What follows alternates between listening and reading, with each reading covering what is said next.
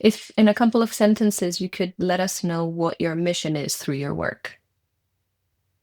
Mission. I have always had a passion for connection, whether it's connecting with other people or connecting with nature or just creating more intimacy. You know, we can't connect with other people unless we really truly can connect with ourselves and are willing to look at ourselves and all the layers. So that's how I ended up here. I also think everyone really deserves to be seen and deserves to have a chance to become themselves, like to feel at home in their own body. And so all of those Mhm. things together have led me to what I do now. Beautiful. Supporting people to feel more connected, mainly to themselves, so that they can connect with outside, whether nature or other people. Yeah. Yep. And that's not where you started from. You started as a project manager in a corporate company, and then you made that pivot. So, what was the moment where you said, okay, I need a change? Yeah. I actually started as an ice cream store owner and then have moved on from there. I think change and trying new things and taking opportunities has always been in my nature. Also, probably partly nurture. Uh, and when I was in corporate, there was an opportunity that was presented while I was traveling to kind of be a digital nomad before digital nomading was a thing. Mhm. And I decided to take it. And that started me on the journey of my own self discovery. That was why I was even on that trip to Costa Rica to go to a mastermind. Because I think for the first time in my life was really discovering who am I? Who is Jara? Who do her parents expect her to be? Who do her employers expect her to be? Like, who am I? Who do I want to be? Yeah. And so that was the catalyst, I would say, to where I am now, to leaving corporate. I can imagine that there were some challenges along the way to make that change. Can you talk us through some of the challenges that you faced and how you overcame them? Yeah. I think one of the biggest challenges I faced in that journey of making drastic changes to life, like big decisions, was letting go of expectations. What are my expectations of myself? What do I desire to experience? What, do I even know what I think is right? And so the hardest part was asking the questions, Mm. because when you really start to ask yourself the deep questions, you don't really know where the answers are going to take you. And so that can be terrifying. And sometimes it's easier just to be like, don't know, like, this is the general opinion in my friend group or in my family. I'm going to go with that.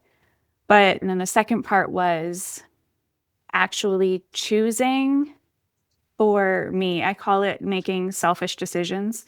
And it's not like selfish, like I was having total disregard for other people, but it was selfish in the like, okay, I know the expectation in my family. So I'm divorced, for example. The expectation in my family is that you don't get divorced, you do whatever you can. And so making that decision was huge because it was like, for me, a very selfish decision. Mhm. Leaving the corporate steady job because I was, it was great. I was on the right track. It was going the right way. I was doing well.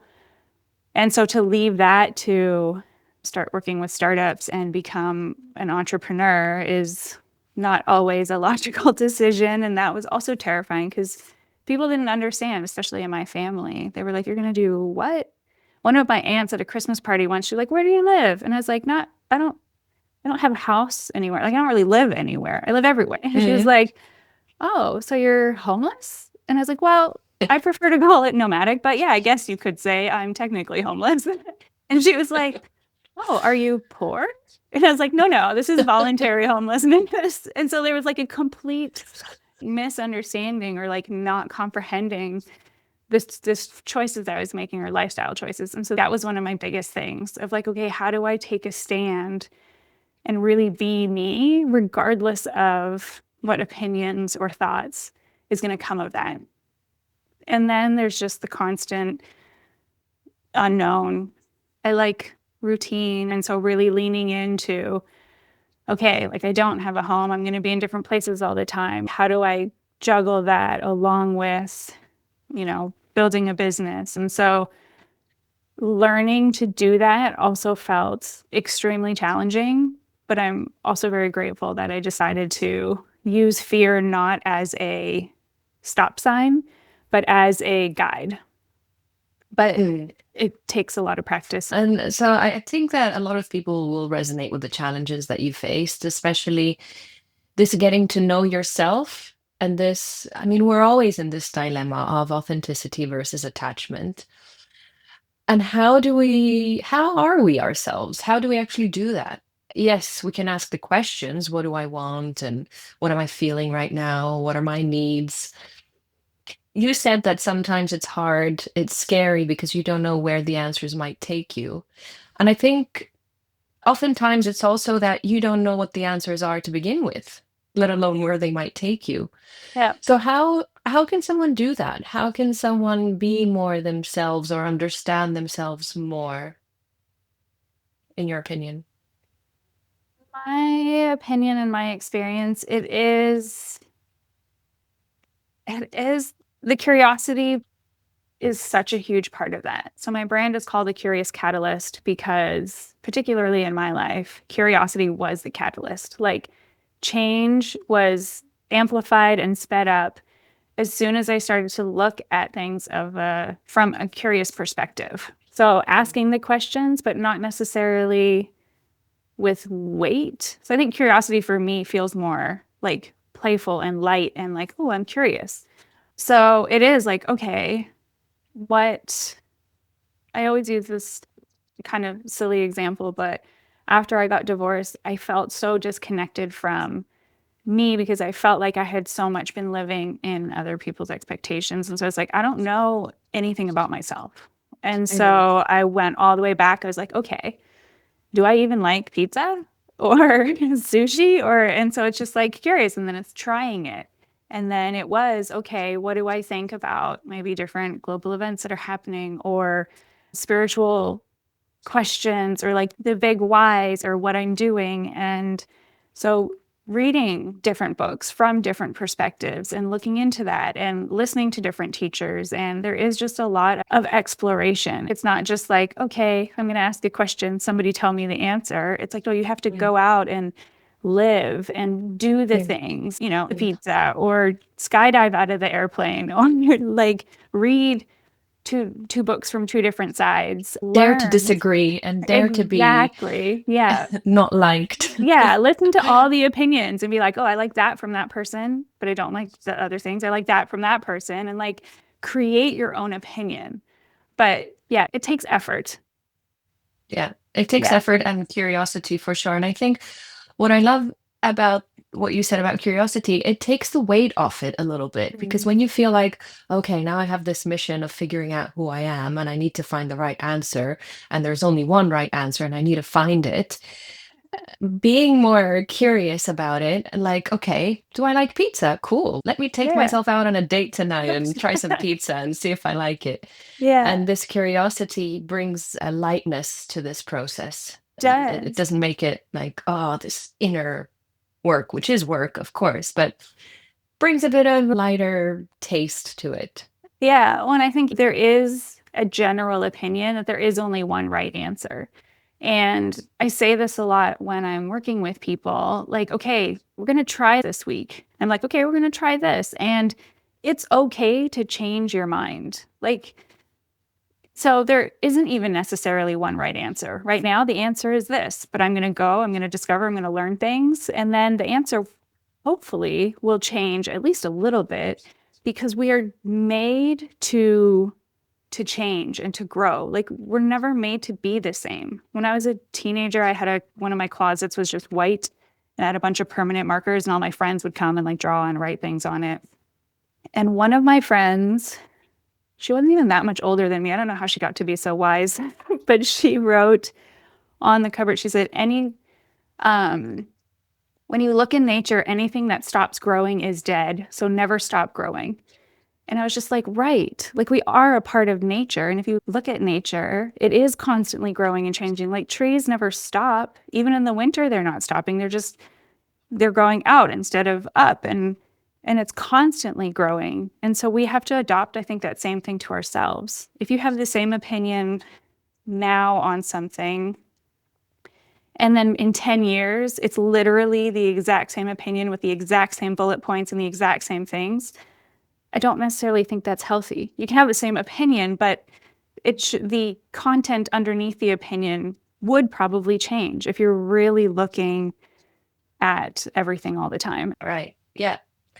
And I think it's like you said, it's part of life. It's part of evolving and growing. And I mean, it's great because I used to think that purple hair looked great on me. Luckily, I don't anymore. So, I need to see photos of that. well, there are somewhere. I'll show you. So, speaking of ways to find ourselves and be our authentic selves, and me and you spoke about this the other day as well. Let's talk embodiment. Let's talk voice and body. How can we use these two parts of us to get to know ourselves more? Yeah, two very distinct parts, but so cool in so many ways. And like we were talking about the other day, one of the ways that I had used voice was when I went freelance. One of the things I realized is I'm not very confident. I'm not confident in sharing my opinion. I'm not confident in myself. And so sharing my opinion and speaking up when, I'm supposed to be running these projects or doing these things, somehow leaving corporate, it was a lot scarier to do it with in these smaller companies. I think because you're working more directly with like the founder of the company or like top level managers and stuff. And so sitting there, I was just like, okay, I have to solve this problem because I'm not going to do really well if I don't. And so I took singing lessons. I know we talked about this, but it was crazy how much doing the lessons made such a huge impact on feeling more comfortable speaking in public or to people in meetings or just in Yeah. general in a group. It changed my Hmm. cadence. It's like, oh, I can take a moment to stop and think. I don't have to like, da, da, da, da, da, da. And I know it makes some people uncomfortable because I'll ask a question now and I'll just be like, what do I think? And I'll be like silent for a moment. And they're just like, is she going to talk again? Like, what's happening here? But yes, I think in that way, the voice was really powerful. And then the body, regardless of, I mean, I love anything movement. I love swimming. Right now I'm like way into weightlifting and in the gym and discovering what I can do there. I have my yoga teacher certification. I love like that was an obsession for a while because I just love discovering what my body can do.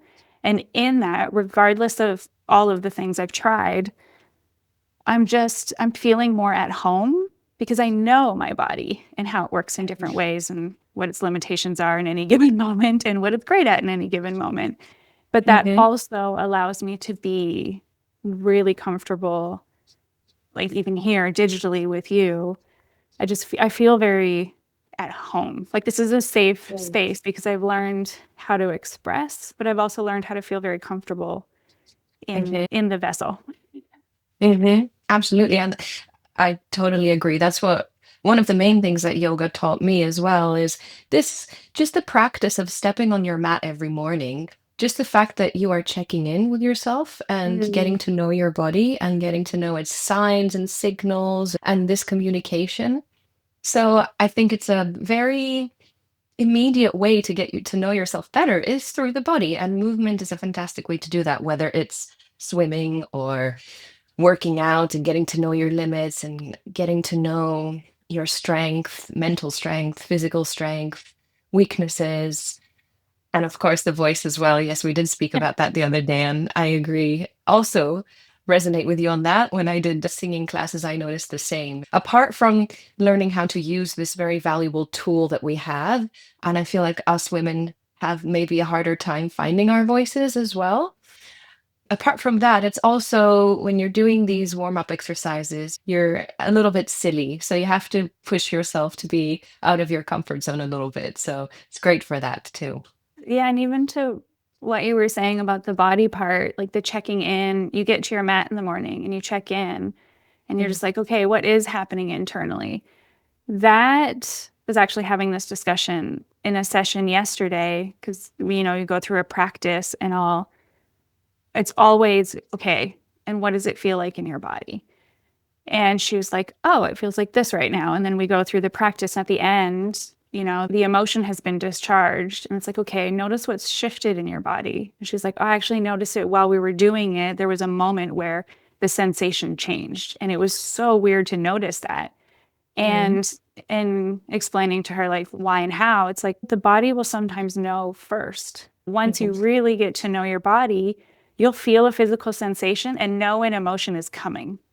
because somehow I compared it yesterday to like a thunderstorm and the speed of sound and light. Like the lightning comes and then the thunder comes later, but they actually happened at the same time. So I feel like the body, emotional body is like the lightning. Like it's there. And then the Mm-hmm. emotional body, like, is the thunder, it catches up a little later. So when Mm-hmm. you can stand on your mat every day and just check in, then you'll be like, oh, this is coming. Okay, let me prepare. Yeah, exactly. And I think that idea lends itself well to intuition as well. Sometimes your gut just knows before your brain can make sense of it. Yeah. And connecting with our bodies helps this feeling of intuition as well, which is something I feel most of us nowadays are getting more and more disconnected from. So, going back to all the challenges that you faced during this journey from your pivot from corporate to what you do now, what did all those challenges teach you about you as Jara, about your identity, and what did it teach you about relationships in general? What it taught me about me and my identity, that's a spectacular question. I used to be a scaredy cat. What it taught me is that given that I used to be a scaredy cat and now it takes quite a bit to phase me, it's like, oh, anything, whether it's physical, emotional, or mental, that muscle can be built. I Mhm. refer to being like a mental and emotional personal trainer because it's just such an easy comparison to do. It's like, okay, if I can go from who I was to who I am, that's just, it's not that everything got easier.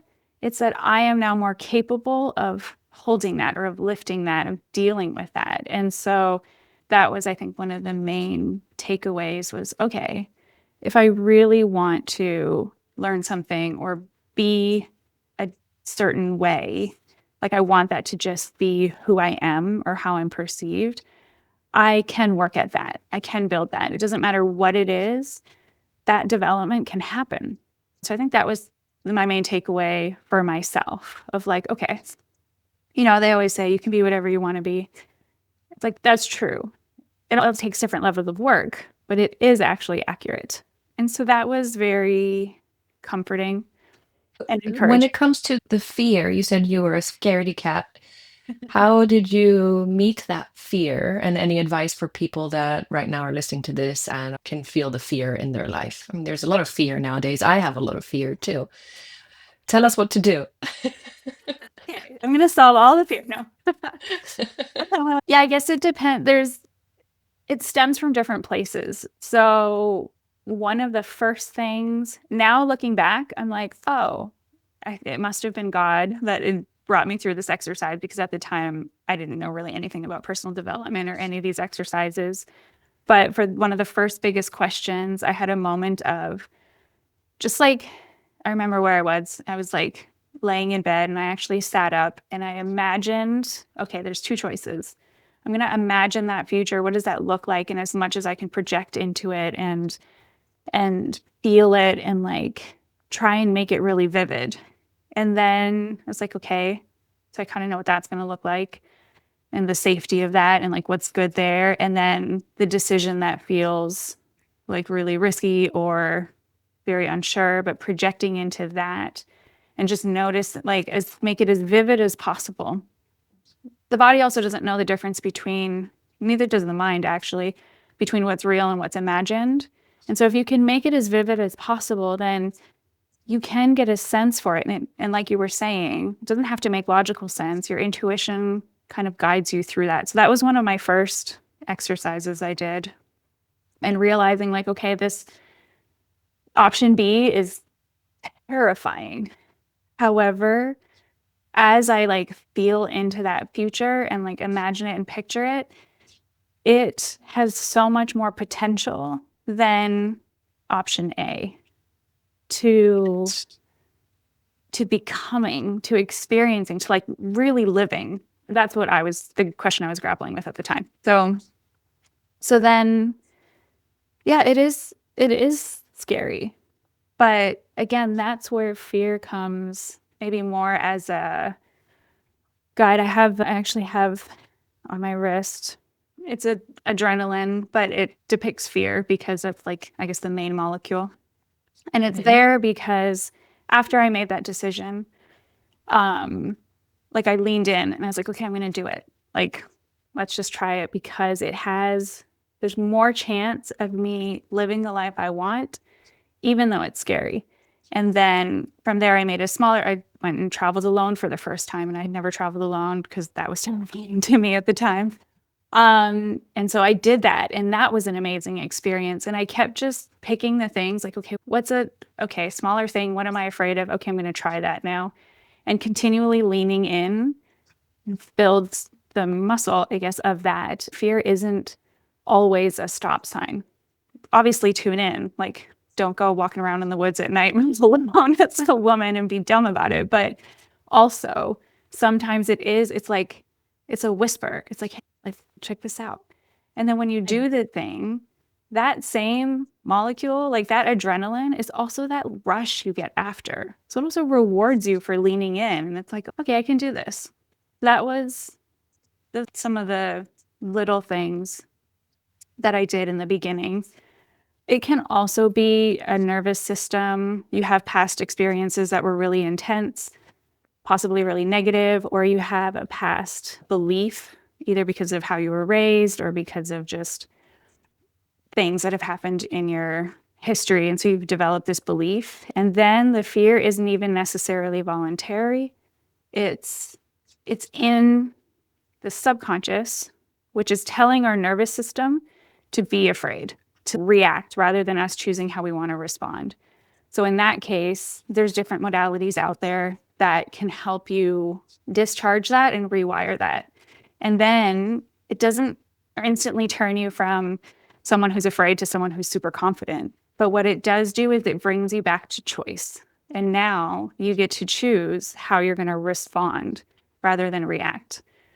There's also professionals out there who do that, me being one of them, you being one of them, and a number of other ones who are obviously really good at what they do. And that's another way of doing it because then you can have all the hacks in the world, but that might not be it. You might just need to complete a loop from the past so that it doesn't continue playing.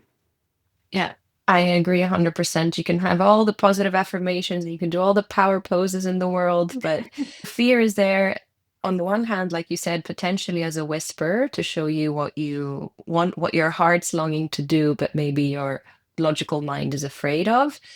And on the other hand, maybe it's not about suppressing it or avoiding it or gaslighting it. Maybe it's about changing your reaction to it and how you relate to it. I Exactly. think that empowers people much more than the David Goggins just just suppress it. Just bulldoze over Persuade it. yourself. You're not afraid. You can do this. I mean, sometimes, I love a good pep talk, but I think we forget sometimes that these difficult emotions can be fantastic teachers. And I believe in a more compassionate approach. I think you do too, from what I Yeah, can I think hear. it's a balance. Mhm. There's a lot of compassion. I'm very just like, "Ah, I just want to like hold you and hug you and make you feel better." Mm. And sometimes I know I have one client with I've been working with longer term, and he can tell you that sometimes it's just like, no, that's dumb. Like, you got to get over it. Like, what are you Yeah. doing? Like, Mhm. it's very Dutch, I guess I would say, of like, okay, you've been enough coddling, like shit or get off the Mhm. pot. Yeah. Yeah. Sometimes it is just get on with it. Exactly. And through getting on with it also, like for you, for example, you went on a solo travel. Through that, you also start to relate differently to the fear and see it as the adrenaline pump rather than the stop. Yeah. And so what did the challenges teach you about relationships? That is also a great question. What it taught me about relationships. Man, I know communication is key is like such a cliche, but I think it's like the number one thing. Just Eh, communication. That doesn't mean always from your side, but even asking questions is such an important part of communication, or taking a moment to really understand who's across from you and what is their journey and what is their experience, and like share that. And in order to really share that and develop that relationship, you also need to open up. So it's not just like, oh, I'm going to sit here and like ask you all the questions and learn everything about you, because that doesn't create, then it's an interview. You're not actually creating connection. So yeah, it's just like the first step in anything is communicating. And that's something I've learned. I mean, I feel like I'm still learning that. I used to be, or I used to think like, oh no, I'm really good at that part. And then, you go through an experience and you're like, wow, I have like a big thing I need to learn over here, or I need to like, there was a blind spot. Great, let's address that. And that's where the compassion comes in mhm. for self and the other, right? Like we don't know where anybody is on their journey. And so having that compassion for them and being like, hey, tell me, tell me what it's like to be you and what your experience is of this. My uncle had a stroke 2 years ago now, I think. Recently, I saw him at a family gathering, and he was like, when I was in the hospital, you were the only one who asked me what it was like for me. And I was just like, really? Mm, Like, that was the first thing I asked. I was like, man, like, well, how are you doing? Obviously. But then, because I had sent him an email, and I was just like, maybe we don't ask that enough. Like, what was that like for you? Like, okay, there's an intense experience. And of course, I can project into that experience, but who cares about what my projection is? What was it like for you? How did you experience that? Um, so I think in all of my journeys and in explorations and transitions, really coming back to like, oh, let me understand their experience and their life. And I may not even understand it, but let me at least try and hear the part they want to share about it. yeah, let me be curious about it. It takes someone who's comfortable with their own psyche to get to that point as well, though. Maybe people just wanted to make your uncle feel better, and so they didn't even want to know. But that Yeah. exact question you reminded me of. So there's this author, Australian author, Gina Chick. I found her. She was on a podcast, and the interviewer asked her, I'm sorry to ask you this question. I know, but I don't think anyone gets to ask this question. And he goes, what's it like to lose a child? Mm. And she gave the most beautiful, eloquent, heart wrenching, and heartwarming answer I've ever heard. They're sitting outside, right? Winter Exactly. And it jackets. gets really Yeah. windy when she I answers. And it reminded me of that. And the first thing she says is, well, I can't tell you what it's like to lose a child, but I can tell you what it was like for me to lose my child. mm, And I think it's that compassion that we need more of in our lives. Yes. And exactly, what was it like for you? What was this experience like for you? And even if it's as painful and dark and deep as mm, that question, yeah, and it gave her an opportunity to share a fantastic point of view, which I'm sure has helped so many people deal with grief and go through grief. mm. To get to that point of such deep compassion in a relationship would be fantastic. That's the goal for everyone. Yeah. But there's a spectrum, right? So we start from dating and then we eventually navigate towards a relationship. Let's talk a little bit about the first end of the spectrum, which is dating and dating in our day and age. I think, from my perspective, and I'd love to hear your perspective, it does really seem like an interview process nowadays. How do people avoid it feeling like an interview, and how do they actually get to that deeper place of curiosity for one another? Great And question. also, one more question. Do you think that people find their partners nowadays based on completely irrelevant or wrong criteria than the criteria that actually matter for compatibility?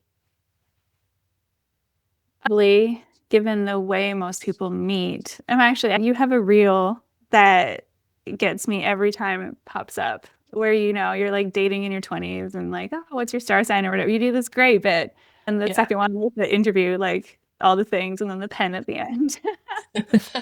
I really feel like that, particularly because so many people meet in the apps nowadays. Mhm. And there it really is. It's like one, the first thing you have is maybe anywhere between like 5 and 20 pieces of information about the person because they've answered some questions, they've put up some photos. And so you're going off of looks and like a mini resume they've put together on themselves, which so often when people are actually dating, the thing they thought that they wanted in a person or that they would really love about a person that was super important to them, it could be that their partner has that, but now that they're with that person, it's like, oh, I didn't actually know that this is what I wanted or needed in a person, but this is what I really appreciate about my partner. And so, yeah, I think maybe our criteria these days is a little skewed. I think maybe we're not so much looking at what are our values and our really long-term goals and what kind of person do I need to create that with and to build a life together with on based on those values and like a strong foundation. We're going off of, photos and really superficial information because so much of it happens in apps. Whereas in the past, it's, we used to I saw this thing on the evolution of dating, and in the past, it was like you had a tiny little town, and people rarely really left their town, right? And so that was it. That was your pool. And you met because that was the community. Like there's nobody else there in church or in whatever it is in school. And then as the world expanded a little bit, then it was like, oh, through groups of friends, you started meeting, and like this group would invite a bunch of other people, and then they would come, and then you'd meet someone, and you'd hang out a couple times, and it would be like, oh, okay. And then it was, you'd go to bars with friends, and as you continue to go to the same place, and you might run into someone, and now it's devolved to, okay, here's my device. Let me just like swipe back and forth. But up until the swiping, there was always an element of friendship or relationship that came prior to the dating. And so you're not, Mhm. one, there's a lot more pressure from the get go. We're dating to find out if we like someone now, which Mhm. I don't go on a lot of dates because I don't like dating for dating's sake. Like I want to go on a date because I like someone. Mhm. But it's not very popular in this day and age, so kind of slows things down. But it is like you're missing a foundational piece in that. So instead of understanding who someone is and maybe what some of their values and perspectives are, we're trying to find that out after we've already entered into a dating agreement. Exactly. Yeah, that's so true. And some people take it a step further and get into a relationship to find out if they like the other person.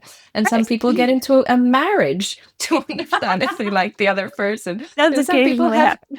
kids to understand. So, yeah, I think the sooner you can. I have two sort of things that I heard about dating that I'd like to share, and I want your Yeah. opinion on those two. So, one of them was there's a lot of research that shows that what makes two people actually feel connected is when they experience the same emotion together, even if that is a difficult emotion like fear. So, someone, I don't remember, there was some dating coach or some psychologist that said they did this experiment. They had a couple for their date go onto like a wonky bridge, and then they had another couple go onto like a just a regular bridge. And the couples that were on the wonky bridge and felt this fear together and experienced this emotion together had a much better time and felt much more connected. And this leads me to an idea that came from Esther Perel, and she said, this whole thing that dating nowadays is like an interview.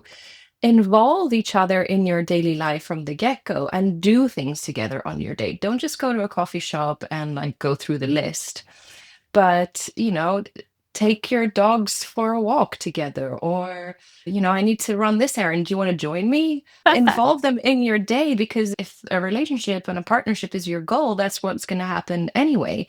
And I think which leads me to the second point, don't be so polished in the beginning.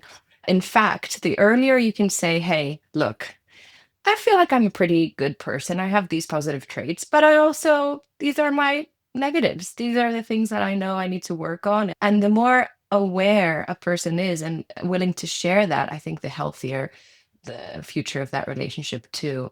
And I think this was Alain de Botton that said this. If you go on a date with someone and you ask them, in what ways are you crazy? How are you mad? And they say, no, I'm not mad. Run in the other direction, because everyone has some craziness and some little points of improvement, let's say. So I'd say do activities together. Don't be so polished. Dare to be you. Yeah. There was a meme that went around many years ago. And it was like this woman, and she was totally makeuped and done. And then in the next photo, it was her without makeup, but she looked, because when you do, was it with like the lines and contouring, I think it's called? Contouring.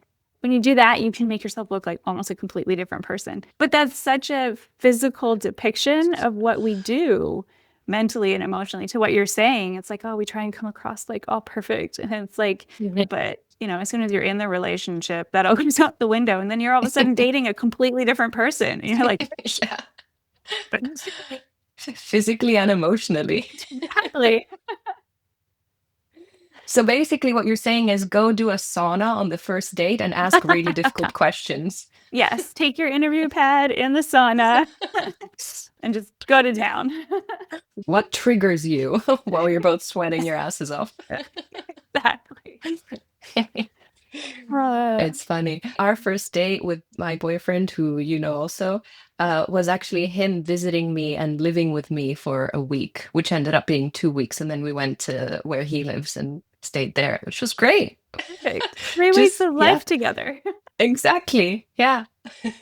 That is amazing. Even having been nomadic for the better part of 8 years, I'll go visit friends a lot, right? Because they're all over. And then they're just like, oh, when you're here, what do you want to do? And I'm always like, honestly, I just want to do life together. I want to Mhm. I'm going to join into your routine, or maybe I'll have my own, but we're just doing life. Like, I'll come to the grocery store with you, and we'll walk the dogs, and we'll like Yeah. get up in the morning and have our coffee before we each go into our own meetings. Creates so much connection about we're having the same emotion, or we're on an emotional experience, and we're getting to just share the normalcy of that. For me, is intimacy. I couldn't agree more. Obviously, there's a lot of loneliness nowadays, and there's almost a loneliness epidemic for reasons that are quite obvious to everyone at this point. I would also like us to discuss polyamory, because I have my opinion on it. I'd like to hear your opinion on it first. So I'm just going to hand the mic over to you. That is a very nuanced.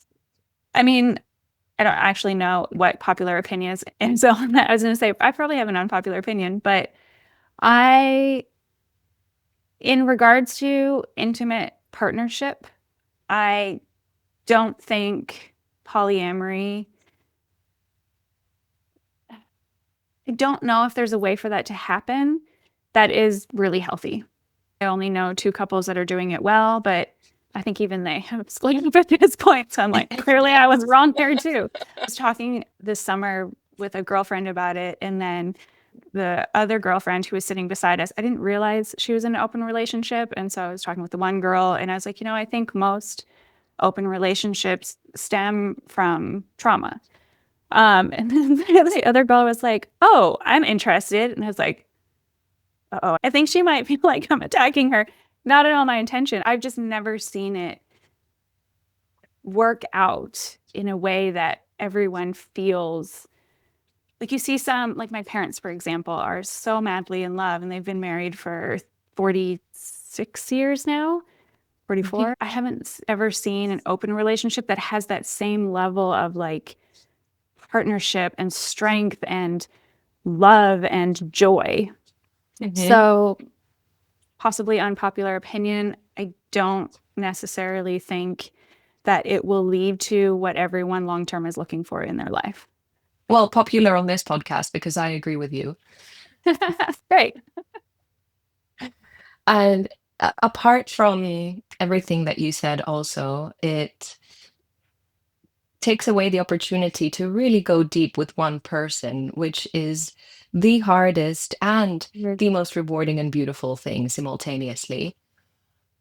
There's also just the extremely practical concept of time. And yes, love is infinite, and my, love for my cat doesn't take away love for my boyfriend, but time is not infinite.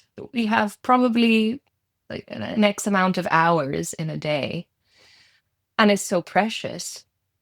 And I also do think that this trend of polyamory is for people seeking something that they will probably find within them and not in the concept of polyamory. Maybe some will, and I would love to hear stories and experiences of that. But like you, I can't say that I have any examples of it seeming very healthy for everyone involved, at least. Yeah, and even so I've had a number of clients in the past where they'll be like, so, I'd love to, what's your opinion on polyamory or open relationships? And I'm always like, okay, the reason you're asking and what I'm about to say are like not going to be like you're not going to be happy with my answer right now Yeah. I think you're because asking for permission, not my yeah, or opinion. just like an encouragement, like, yeah, go for it. Yeah. Every time they're asking, it's because there is something they are not happy with in their current relationship. And so instead of closing in tighter and diving in and like dealing with the hard shit, they're like, oh, but they don't have to be everything to me. And so I should find things elsewhere. And I'm like, you're right. They should not be everything to you. That is 100% accurate. This is why you have friends. This is why you have family. This is why you have Mhm. yourself. Mhm. But to open up your relationship to try and find, like, oh, but then this person can feed me that is actually just taking the crack, like the little crack that was there. It's like Mhm. it's breaking Mhm. out. Like that pebble that hit the windshield and created that little dent.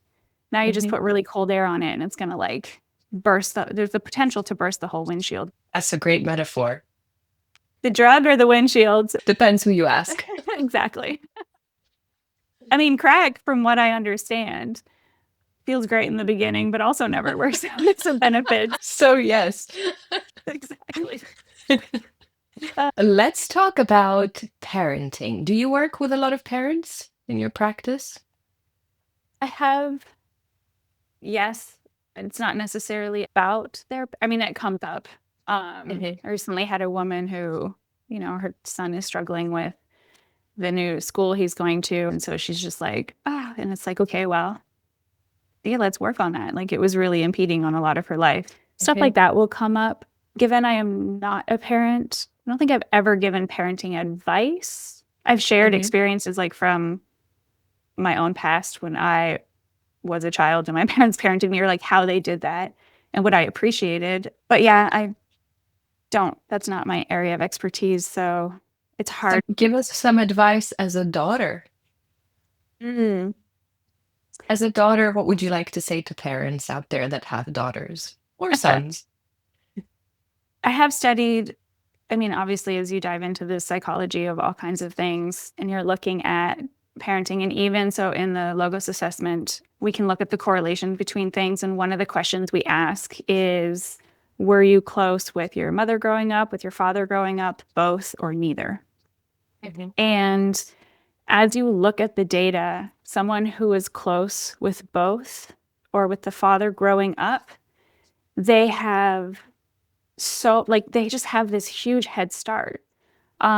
Everything across the board scores slightly higher than people who are either close with just one or with and quite a bit higher than those with neither.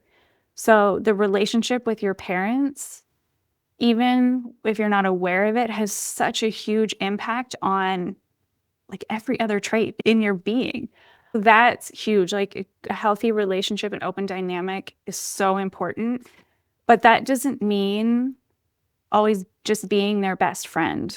You can't, it's not just like, oh yeah, we're so close and they tell me everything and I tell them everything. And it's like, whoa, whoa.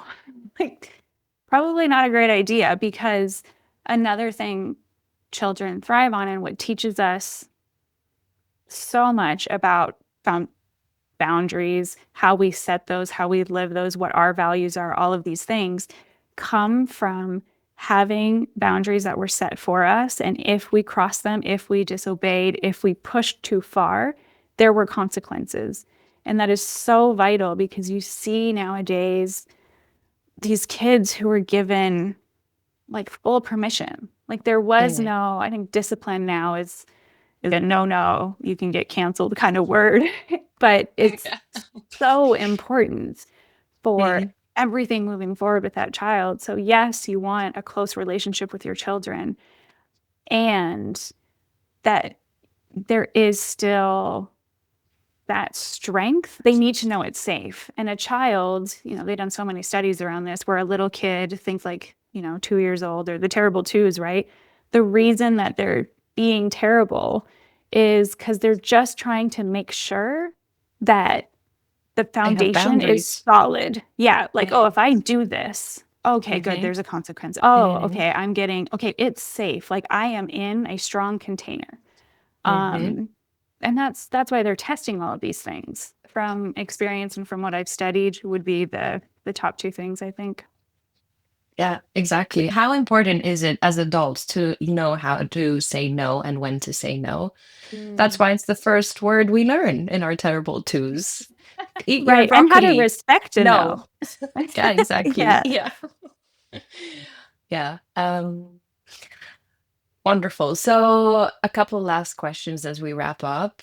I'd love to hear some of your habits that have helped you in the last few years, either mentally, emotionally, or physically.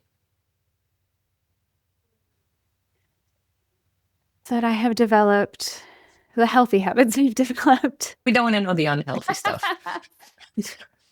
I think they're pretty typical, honestly. Movement, so important, even if it's just going on like a long walk. But yeah, even for creativity, like when you look at what movement does not only to the body, but even to the mind and how important it is and how it affects, they have these brain scans of a brain behind a computer or whatever, and then a brain while it's on a walk. And it's just like, well, okay, we should just be walking all the time. Um, Fireworks. exactly. So movement is one, stillness, like being able to, for a long time, it was like, oh, okay, at the gym, oftentimes I'll be listening to a podcast or an audiobook. Or if I go on a walk, I'll like put one of those on, or there's music playing while I'm working. And just realizing, like, wow, my brain, I'm getting so much input, but there's never any blank time. There's no blank space. And I know a lot of people are really uncomfortable with the idea of blank space because, that's when thoughts happen and intrusive thoughts or the things that we're trying to avoid. They're like, oh, hey, hi, here I am. But that's also like, yes, when we're sleeping and dreaming, our brain gets a chance to like compile everything. But even in our waking hours, just having the stillness. I lived in Sweden for a while and I would sit in the greenhouse and just like stare out over the woods and at the bird feeder and like watch the birds for a long time. I think my ex was like, is she okay? Like what is going on here? But Blink there's twice if you need help. yeah, exactly. Like, is this woman crazy? I don't know. Yeah, it's just like just to be with that and have the internal dialogue and the conversations and like be in that silence, not even necessarily meditation, just not have input. Mm. That has been a big thing for me as well, a habit. And then I think another habit that was a muscle for me, it might have come together with the confidence thing, but we only really want to like reach out or share when we feel good or like call up a friend because we're feeling great. And it's like, well, let's catch up. But exercising or building the habit or exercising the muscle of reaching out and connecting even when it's like, hey, I'm actually really struggling right now. Or like, I need you to tell me that I'm not a troll or whatever it is, right? Or just like, this is what I'm struggling with. Do you have a moment to talk? Um, or even just share it in a voice note. And then underneath, I'll put, this is a total rant. Like, listen when you have the capacity. But learning how to do that because it's a different type of vulnerability. Someone told me once, this is like 4 years ago, they were like, you're really open, but you're not vulnerable. And I was just like, wow, what an interesting distinction. And from that moment on, it was just like, okay, what am I doing? And it was that. It was like, oh, once I've processed something, I'll share. Like, there's no part of my history that's a secret. But in the moment, I wouldn't Mhm. open up, not even to some of my closest friends. And so since then, I've put in a lot of effort to, okay, how do I be open? Because that is what creates a strong bond. Like you're saying, like it's a shared emotion, right? It's like, oh, when they share it with me, I'm just like, oh, I'm not alone. Like I have that sometimes too. And then I get to Mhm. show up for them and vice versa. But the habit of reaching out when things kind of feel shitty or you're not at your best, lifesaver for me, but definitely a habit I had to learn. I think that's a habit most of us could benefit from. Mm. So thank you for that reminder. Last question. What does success look like for you these days? What does success look like for me these days? Honestly, if I can get my to-do list done in a day, that is a successful day. But outside of like the typical, you know, entrepreneur thing, I think success, it really is having, and it comes back, I guess, to part of my mission and like what I desire for myself and for others is did I get a chance to connect with someone today, whatever that looks like. If it's just making them laugh in the grocery store or like sitting down and having dinner, with my mom or my dad or both, or getting to like go out in nature and really just sit and enjoy that, not just because I have to go on a walk to get my daily steps in. Did I really have the opportunity to do that? I think that feels very much successful to me because again, I feel like that's such an innate part of life. And so if we're living, but we're not actually taking a moment to really live the connection and the experience and be in that, then what are we really doing? Like that just doesn't feel like success to me. So I think that's my measure nowadays. Connection. Mhm. I like that. Jara, thank you so much for this wonderful conversation. I feel like I could talk to you all day, but I Same. will let you go because I'm sure you have that to-do list to get to. It's Friday. Again, thank you so Uh, much. I've my really enjoyed pleasure. this conversation with you. Same. Thank you. Thank you, everyone. Take care. Bye bye.